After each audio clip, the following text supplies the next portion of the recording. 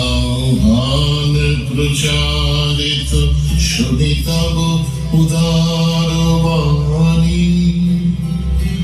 হিন্দু বৌদ্ধ শিখ জৈন পারসিক মুসলমান খ্রিস্টানি